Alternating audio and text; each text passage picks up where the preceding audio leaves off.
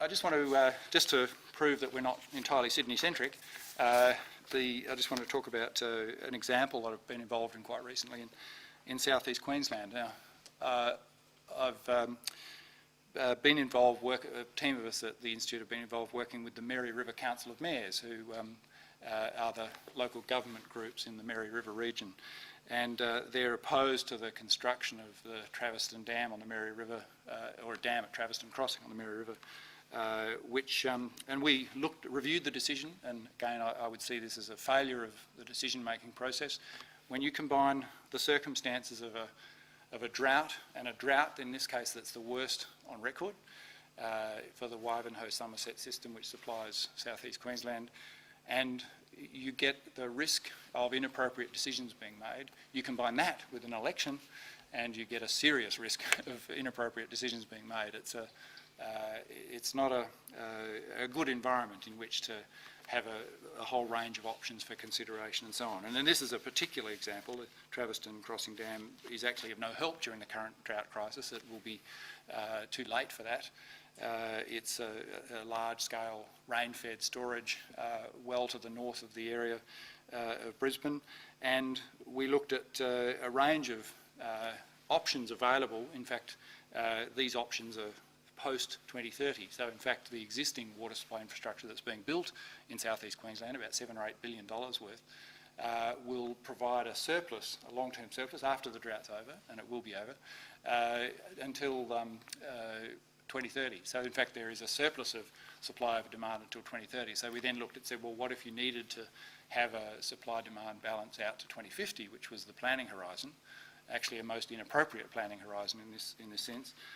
And there are a range of measures, and I won't go into the details here, but suffice to say that the measures on the blue measures are actually demand management, either extending the existing programs or, in the case of these curiously worded MWEPs, minimum water efficiency performance standards for appliances, which is just putting in place regulations that say new appliances which are purchased in Australia must have minimum levels of efficiency, and that can save an enormous amount of water, because as the stock of the water-using appliances, the washing machines, the shower heads and the taps turn over, then you will gradually improve the efficiency and kind of regulations that have been in place in the United States since 1994. So, and these are very inexpensive options relative to the Traveston Crossing scheme, which, as you can see here, is the red line, is the cost. This is the unit cost in dollars per kilolitre, and I like to think of the area between the blue and the red line here. This entire area here is all the schools and hospitals that won't be built in Queensland as a result of, if this decision is made, as distinct from this one. So it's important to think about the fact that we can build anything. We can build systems that will drought-proof, if there was ever such a concept, but we do so at a cost, and we do so because we choose not to do something else, and whether that's education, health, or sustainable transport, or whatever it might be. Just want to probably go fairly quickly through this, but we can apply the same principles to energy, and this is some work that's been done by one of my colleagues, Chris Dunstan, which is looking at this is actually a map of Sydney, and in the top left-hand side we have the distribution system for electricity, a map of the constraints in that system, and thinking the parallels with water. We're talking about water being particularly related to the constraints, being particularly related to the transport of water and sewage, and indeed stormwater. And this very similar situation is occurring in terms of electricity. A lot of the constraints are emerging as network constraints because of peaks, and I mean South Australia is a particularly good example of that in terms of an air conditioning, a summer peak with air conditioning. And we're starting to see that across Sydney, and the expenditures are absolutely enormous in terms of the forward projections of expenditures in new transmission lines, new transformers and new distribution systems. And if we actually overlay that on what's being proposed to be invested in order to meet those constraints, in other words, new infrastructure, and we look at the the combination of those two and say, well, what would it be worth to try and reduce those constraints through investing in the demand side? I've been talking about the importance of the demand side in water. We can have exactly the same process in terms of energy. How do we reduce the peak demand in energy by a whole series of different measures, which include efficiency, but not only efficiency in terms of improved controls, improved pricing, a whole range of different measures, which will, instead of increasing the capacity endlessly, say, well, we will predict what it will be and we'll provide. This old model of predict and provide is starting to lose its appeal in terms of both the cost and the environmental implications. So just to highlight the comparison in terms of electricity, I want to just now turn to start talking about the energy-water nexus and the fact that as we've gone along, we've noticed that there are lots of parallels and overlaps and linkages. And there's been quite a bit of interest now internationally and in Australia starting to look at the water implications of water use implications of electricity generation. So you have embedded water in the kilowatt hours, just the same as you have embedded energy in the kilolitres.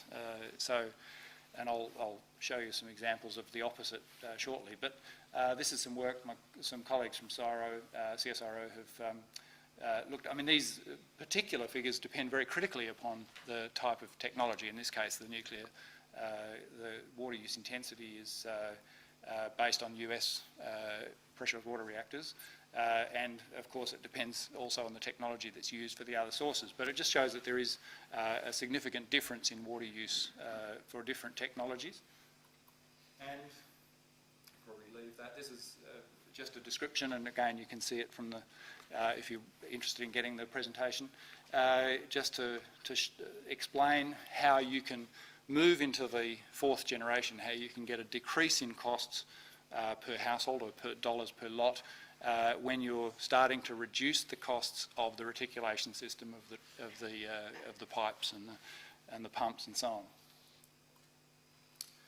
So there's also good business opportunities in this area, and a project that we undertook to pursue this was a small project with the Australian Council for Infrastructure Development, where we were looking at the parallels between the energy, the water and the transport sectors, because we believe there are quite strong parallels with transport as well. It's just it's a slightly more complicated because defining what the service is the service getting people from A to B, or is it satisfying their needs for exchange? It's a little bit more complicated, as you can imagine, and it's very different in a regional area as it is to a city in terms of the commuting needs and so on. But we were looking at the fact that this is actually an emerging business opportunity, that there's actually more money and investment to be made in the distributed infrastructure service provision than there may well be in the centralised infrastructure service provision.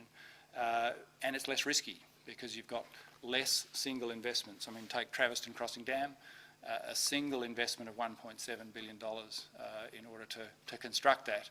And if you are wrong with your demand estimates and you don't actually need it, you've got a stranded asset. It sits there not selling any water because it's usually those dams or those desalination plants are either the most expensive or the furthest away. So they're the last ones that would be called on in terms of their need.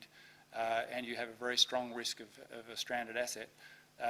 Whereas if you've got small modular opportunities to try and narrow that supply-demand gap, then they're far less risky in terms of the consequence of getting it wrong in various ways. So we believe that there are significant new opportunities in this area for business to pick up on, and we just need to think differently about how we provide those, in how we invest in them, who invests in them, and how that's done. And it just does require that, unfortunately, shift in thinking, and the rhetoric from our decision makers still seems to be locked in that old way of thinking. We want a single solution, a magic bullet that'll solve it.